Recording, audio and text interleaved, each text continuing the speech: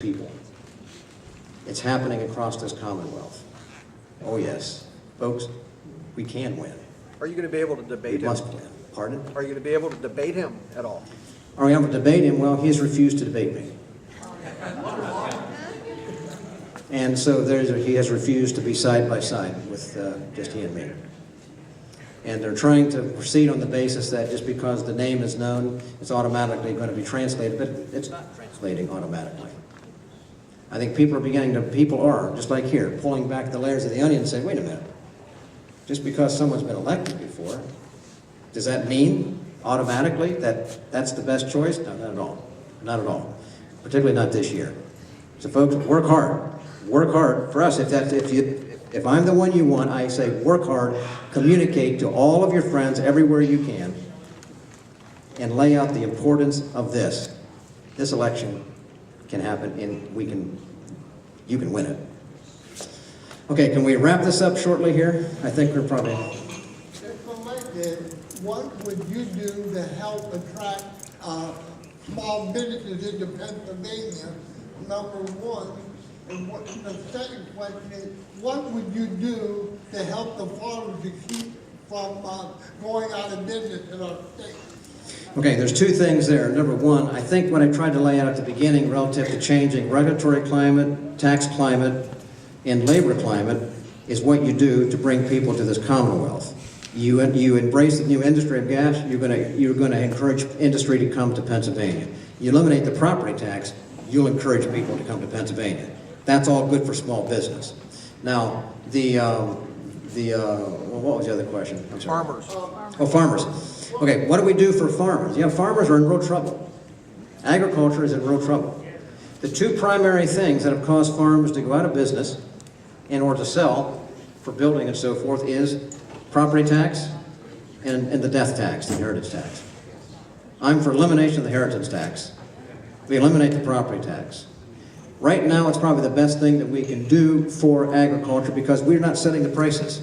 Now, the dairy farmers that are out there right now are really suffering. And I'll tell you why they're suffering is that they're the only small business that I know of that are not allowed to pass along their cost. They can't pass along their cost. Because why? The federal government has artificially set a price level for the federal government determining the price of milk. That's why they're in trouble. And I think there's something there that as a governor could take a lead on pushing back on that because why should a government standard that has nothing to do constitutionally with the setting of milk in Pennsylvania be putting our farmers out of business because they can't recover their costs? What's your opinion on that there's not all that many young farmers going into farming, and if we don't replace our elderly farmers, where do you think that might lead?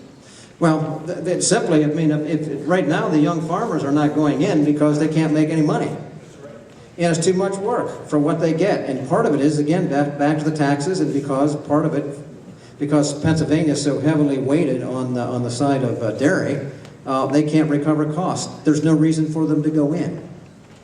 So these are some fundamental, substantive things that have to be changed. Tax structure, and I think fighting back on federal government on milk subsidy. You won't get a government control. Will that lead to a government control if the young farmers don't take over? Would that be good? Well, if young farmers don't begin to farm and they don't pick up, you soon run out of food, then we're in trouble. That's the ultimate end, and that should not be taken for granted. Sam, we have one last question for you. And I understand you'll hang around a little bit. Yes. People want to come up individually and ask questions. It'll be fine. And I just want to make a statement. For other candidates were invited tonight, including the Attorney General. Okay, 3 months ago. Whether they came or not speaks volumes in my mind, but that's up to you to decide. Last question.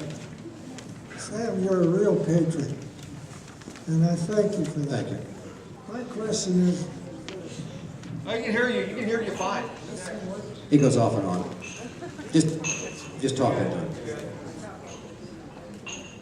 what impact does our present system of seniority have in the state legislature when it comes to chairmanships? Huh.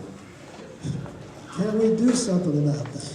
That's a good question. A lot of people say, where are you in term limits? I don't generally favor term limits for people in office because every 2 years, we all are the term limiters.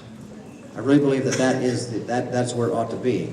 The problem that I've seen on the inside, though, is where I think term limits ought to occur, because that's where the most damage is done, is with committee chairmanships and with leadership positions, be it on the House or the Senate side, where individuals get in positions, lock themselves in, and refuse to allow bills in or out of their committee.